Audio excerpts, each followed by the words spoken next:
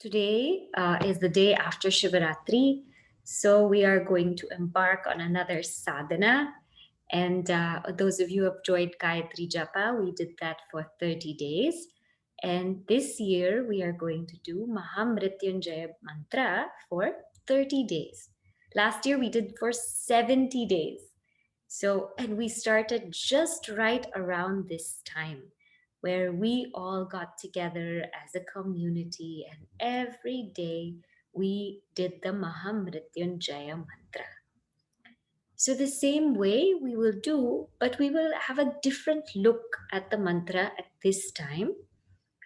And particularly during these 30 days, I'm very happy that Jatinji and Lakshmiji will also partake in leading the sessions. And I'm also hoping our Chinmaya Yuva Kendra also partakes. So we will get different views and different angles on the mantra. The first few sessions I will lead and I will focus mainly on the mantra itself, the meaning and the pronunciation. And then after that, elaboration will be done by everybody else. We all know mantra means Varanat Trayate, that which protects, Trayate, those who manana, those who think deeply about it, those who reflect upon it. So in the same way, this Maha Mrtyunjaya Mantra has that ability. And in these sessions, we will do about 10 or 15 minutes of the reflection on the mantra. And then about 10 or 15 minutes, we will actually chant the mantra. So I encourage you to come together as a family, your entire family, to do this sadhana together because it will be very beneficial for everybody. And the whole atmosphere of your home can change. Maha Mrtyunjaya Mantra. Today we will just see the title. So mantra we have seen before, that which protects those who contemplate on it, those who reflect upon it, that is called mantra. And it is a magical formula. It is what you say like a capsule. It is so much power, so much knowledge, and so much strength in a capsule. And when you get that capsule and you chant that capsule with deep meaning and reverence, then you are able to unlock the powers of that particular mantra. Now, why is this called Maha or great? So in our tradition, both Gayatri Mantra and Maha Mrtyunjaya Mantra are supposed to be the great mantras because it liberates us from the cycle of birth and death. It is supposed to be this mantra which grants us liberation. So that's why it's Maha. It's so great. Now, liberation from what? Mrityu. Mrityu means death. So this mantra gives us Jaya. It is a Maha mantra because it gives us Jaya. Jaya means victory. It gives us victory over death. That's why it's Maha. It's a grand, great mantra. This is what we are about to embark on together. Now, what is death? So death, when we normally think about death, it's the body is passing away and we lose somebody we love, someone who's close to us, or we lose someone in our lives. Normally we think that is what is called death. Here, death has various meanings. Death can also mean suffering. Suffering because sometimes we feel like suffering is death. Sometimes we have these expressions like, I'm dying here. Oh my gosh, I'm just dying. We say these things very casually. But what it really means is we are suffering. And so that death has a connotation of suffering. We're going through some suffering, and that suffering almost feels like death. It almost feels like death because it almost feels like it's the end. And I don't know where to go and where to turn to. And death we consider to be an end, although it's just a comma. It's not really a period. This suffering can happen in the four different aspects of our personality. One is what we call bodily suffering. Bodily suffering can come in terms of disease, sickness, like a virus, like a fever, like chills, or a disease or a cancer that somebody might have, or even just a body pain, a headache, a stomach ache, or fatigue or exhaustion. This is called suffering at the body level. There is some kind of condition here that makes me feel a discomfort. There is also suffering at the mind level. And in the mind level, what is the suffering? The suffering is the up and down, the ups and downs of the mind, of the movement of the mind. Movement of the mind is actually suffering. Because when the mind is still, we don't suffer. So, this movement of the mind, and where is it moving? Those who have studied self unfoldment, we know it moves into regrets of the past, where I keep rewinding the past, revisiting the past. Again, rewind, rewind, revisit, revisit. And instead of living in the present, I'm living in that painful past, full of regrets and full of, remembering what does not really need to be remembered and taking all of those things with me. Sometimes we don't rewind. Sometimes the suffering is forward. We fast forward into the future. What's it going to be like in June? How will we manage? Will the kids be in school? Will we be out back to work? Will we be able to meet our friends, or will we still be like this? Again, the mind just goes and goes into the future. It forwards. So sometimes it rewinds into the past, the movement of the mind. Sometimes it forwards into the future. Sometimes also it bounces in the present. Have you ever paused a video where it doesn't really pause? It just goes like this. It's not pausing, it's going like this.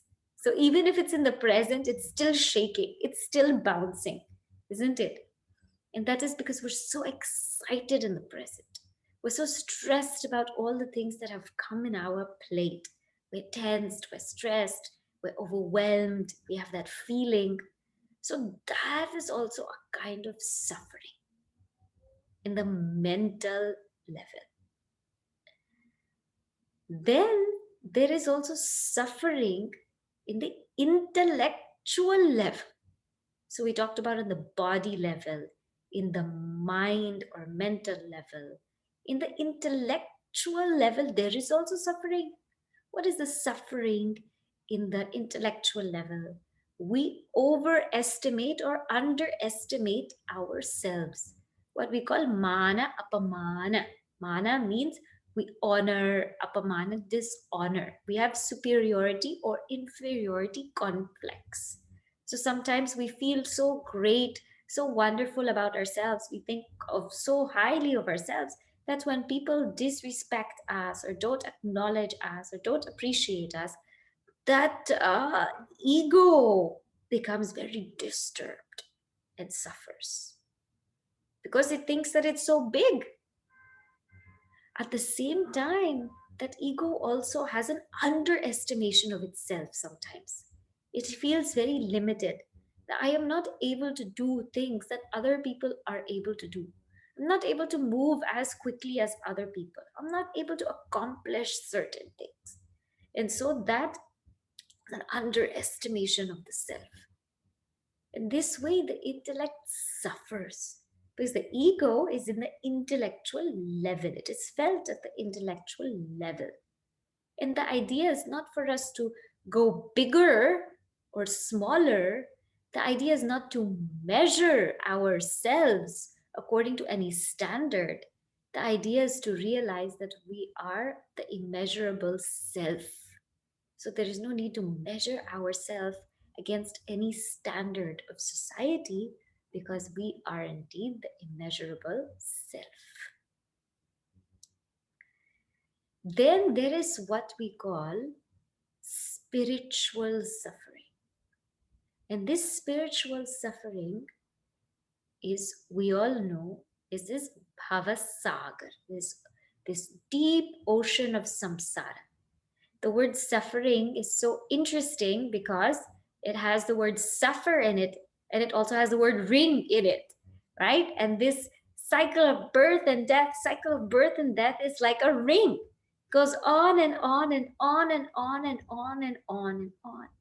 So at the spiritual level, what is it? The suffering is this cycle of birth and death. Continuously, that the jiva has to go through this experience again and again and again and again. And that in itself is suffering. So death can mean suffering, and suffering in these four levels: body, mind, intellect, and spiritual. And what gives us, so to say, relief from that suffering, victory over suffering, is what we call the Maha Mrtyunjaya Mantra. Now, one important point to note: does it mean that no, if I chant this mantra, no disease will come? Does it mean that if I chant with this mantra, my mind will not move into all these directions? Does this mean if I chant this mantra that automatically I won't underestimate or overestimate myself? Does it mean if I chant this mantra, I am free from the cycle of birth and death? The answer is yes. In one way, yes, if we chant it very deeply. But in another way, in a deeper way, what really happens is we don't see these things as suffering anymore. That is what happens. So there can be things happening to the body or the mind or the intellect or even to the jiva, but we don't even see it as suffering anymore because we have transcended the suffering. So whether it's there or it's not there, it's immaterial. That is what the mantra gives eventually: transcendence. Not that it will completely not be there, but I will be able to transcend it, whether it's there or it's not there. And I will have this, not only will I be able to transcend it, but in the vyavaharik or relative level, I will have the ability to deal with it. I will give you one example and then we will go into the mantra. One example, which is used in our Shastra, is the person who, let's say, is walking. Let's say, just imagine that you're walking in a park. So everybody just imagine if you're walking in a park. And imagine if you're walking in the park barefoot. And in that park, there's so many things. There's like sticks and stones and sharp objects. And you're walking barefoot. And so the tendency when we're walking barefoot is that we want to move away all the stones, move away all the sticks, move away all those sharp objects so we won't get hurt. And what happens is every time I'm just focusing on where's the stone and where's the stick and where's the sharp object and moving it away and moving it away and moving it away. But there's also somebody who just wears a pair of sneakers. Just wear sneakers. And when you wear sneakers, it doesn't matter if there's stones or sticks or sharp objects. You just walk because you don't really feel it. Isn't it? So your time is not spent on focusing on where's the stick and where's the stone and where's the sharp object. Your time is spent in enjoying the walk because you got sneakers. So this mantra is like wearing sneakers. That is what it is, right? Okay,